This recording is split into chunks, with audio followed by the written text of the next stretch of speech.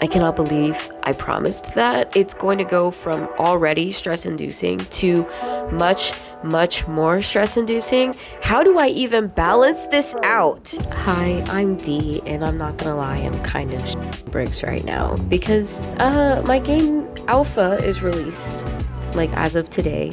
The alpha release of this game marks the halfway point of the full development of the game, because this game is a make a game in 1 year challenge for me, so that I can learn game development and become better and better with time, right?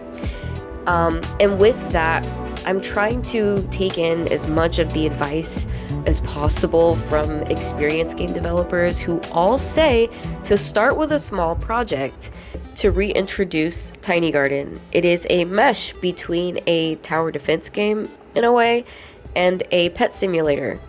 For anyone who's played any of the Sonic games, okay, you would already know what Chao are. But do you know the Chao lore? This game is playing into a little bit of the lore of the Chao, because if you don't already know this, Chao were actually a very, very developed super race, and they were devolved into these baby forms. I'm not gonna go into the details of who did it and why and all of that jazz, right? But the point of this game is to re-evolve them back to what they used to be. And unfortunately, with my time constraints and lack of experience, I'm not really able to dive into the storytelling aspect of this, unfortunately, as much as I would like to, because for one, you're playing as this blank slate character, and for two, it would require me to add additional characters, more scenes, and da-da-da-da-da-da. I only have a year, and I have 0 experience. That is basically what Tiny Garden is, or at least what I wanted it to be. It's an exploration of the Chao Garden if you were to add additional elements and add some challenge to it. The first major update that I added to the game is the passing of time. And the main reason that I wanted to add time was just so that you can have a point of reference, so that you can see your progress and feel your progress.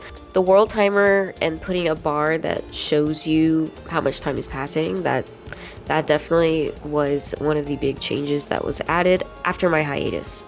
I do my development on Twitch on Tuesdays, if anyone is ever interested in going and checking that out, and one viewer suggested that I add a name randomizer. For the sake of testing, yeah, that randomizer was a huge time saver. Thank you so much for this suggestion. I added a very basic quest system to the game where you do have to go over to these 2 statues and fulfill the requests that it has in order to attain some of the crystal shards that are needed to level up your Chao. This is something that was surprisingly easy to implement, but was huge in like changing the feel of the game for me, because it gave me an actual objective. Like, I know I am supposed to keep the Chao alive and happy, but like while they're happy, I can just go over to the statues and get crystal shards so that I can try to level up these Chao. Every time I leave the Chao, I notice their stats are still going down, so I can't waste too much time doing the what I call tiki challenges, even though they're not even tikis. The game is literally open right here, and I could rename it right now, and I just don't feel like it, but I'm just calling out the stupid thing that I did.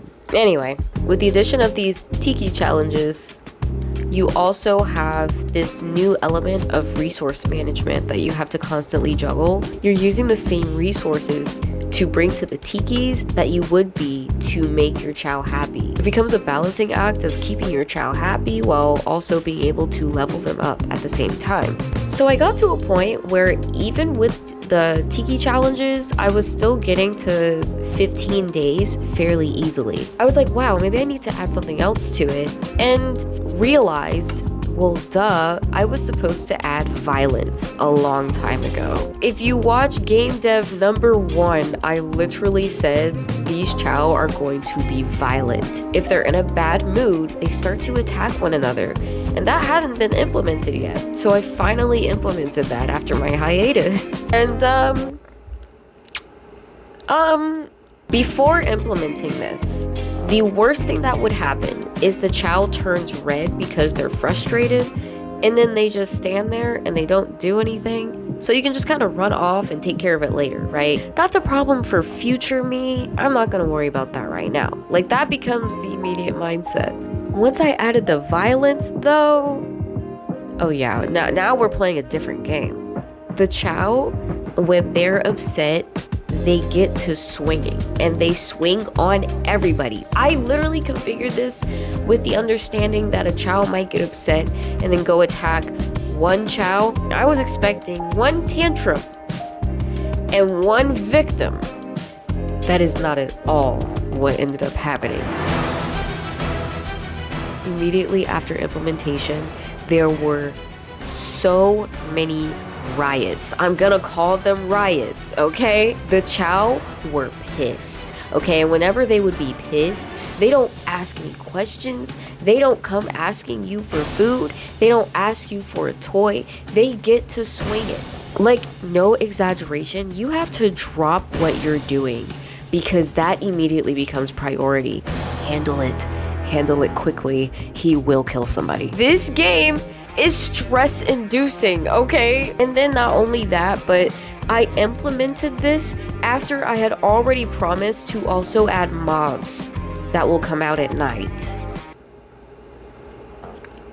What have I done? I cannot believe I promised that, and now it's going to go from already stress-inducing to much, much more stress-inducing. How do I even balance this out? I still had to add the mobs.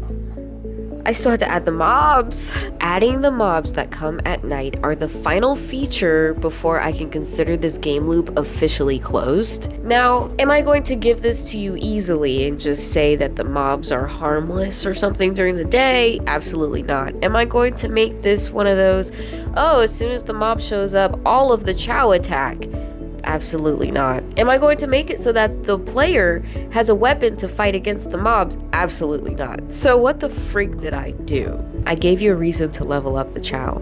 Remember those Chow that you've been leveling up? Yeah, those become Defender Chow. If a mob shows up, the Chow will run over to it and eventually start swinging, okay? He even turns red, like, how dare you be on my territory? Defender Chow are not to be messed with. They will absolutely gang up on a mob, and that's fantastic. However, with every passing night, more mobs show up. So, what are you encouraged to do? Say it with me now. Level up more Chow. The game gets so difficult. You're constantly having to manage your resources in an environment where these little gremlin are fighting each other and having to fend off mobs that come at night. This game is brutal. Like, don't be deceived by the fact that it's a 2D isometric game. Please play the alpha if you're interested at all.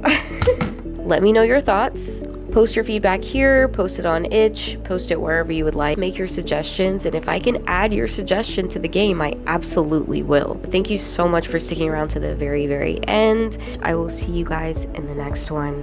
Bye!